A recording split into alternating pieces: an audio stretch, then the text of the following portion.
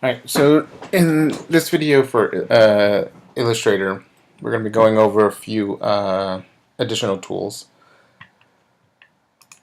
We'll start off with just by making an object, just by making a square again, and talking about the black arrow tool versus the white arrow tool. So I'm going to zoom out a little bit. Again, just make a box for now, or a square or rectangle.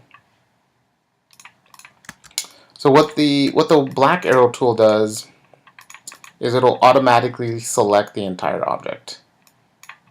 Right.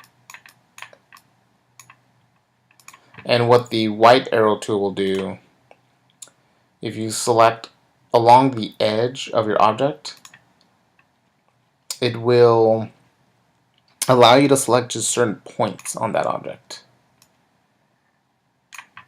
And you know you've only selected a certain point because I have certain points that are my unselected points are white, and the one point that I've selected is now black. Or I can select an edge and just move that entire edge. Or if I click on the edge, I can hold down Shift and select multiple points and move those points all at the same time. So the main difference, that's the main difference between the white and black tools or arrows. One of them, the black one, obviously selects the entire object. The white one, as long as you select along an edge, it allows you to select certain points.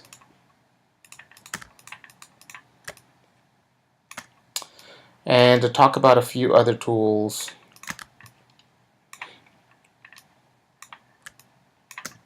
such as the pen and the type and the pencil tool. So with the pen tool, let me start drawing something. If I just click, it essentially just follows my mouse everywhere I've made these clicks. And if you're just doing something like this, what's happening is it's trying to fill in the colors based on your lines. But if you actually want to see the line work, just keep in mind you're filling your stroke that's over here. So if I make sure that there's no fill and only the stroke, then it's essentially just following my line that I just made. Or if I go back to the pen tool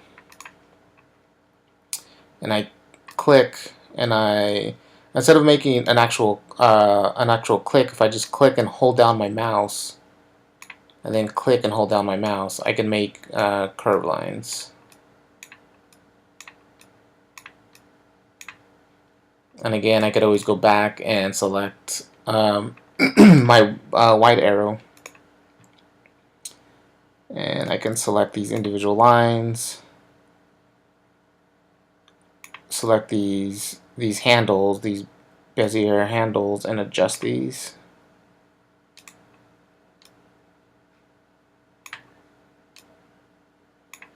So I can then start to control the curvature.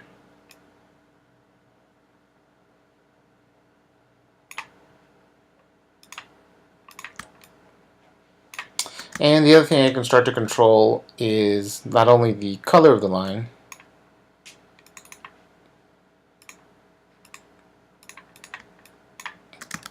but now I can start to control the thickness of that line with the stroke.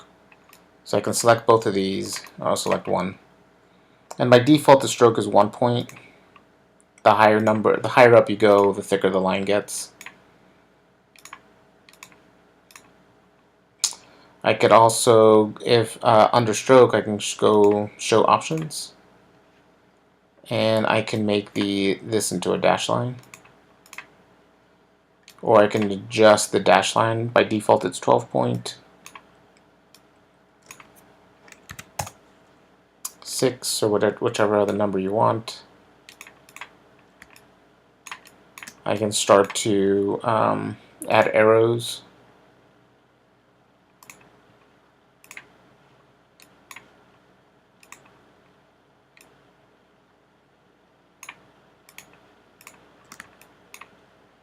or points on the ends. So I have a few more options once I start to just deal with the actual individual line. Another tool that you can use is the pencil tool. And what the pencil tool will do is essentially just trace or just follow your mouse, your movement of your mouse. I'm just holding down the mouse button. It essentially just follows that movement. If you click and hold down, you can go to Smooth Tool. And if you highlight over it or trace over it, it smooths out that curve, or it smooths out your pencil mark.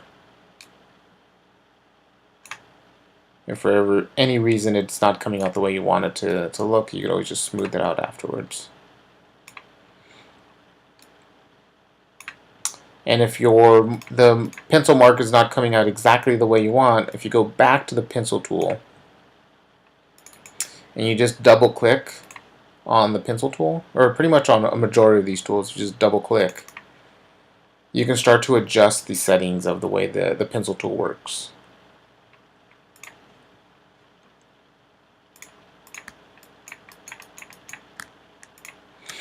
And then the last one to talk about is the type tool.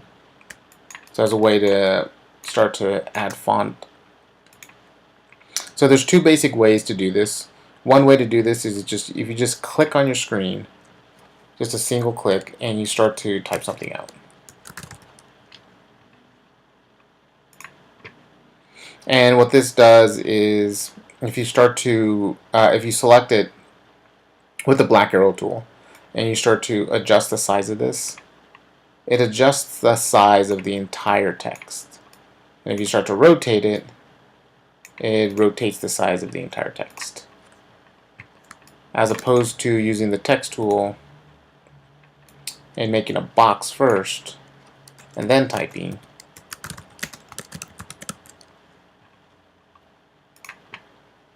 When you adjust this, what it's doing is it's adjusting the size of the overall box, but not the size of the text.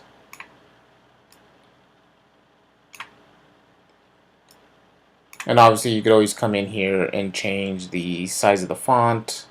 You even have more options, more settings. If you go over to type, character, you can start to adjust the height, the spacing of the actual font.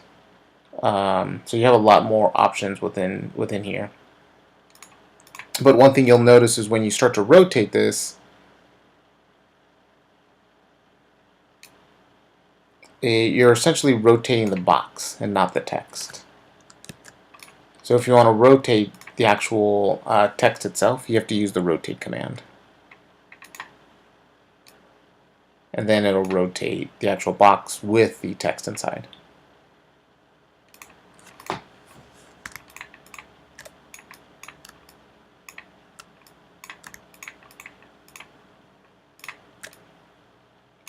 So in the next video, I'll explain a few more Illustrator tools.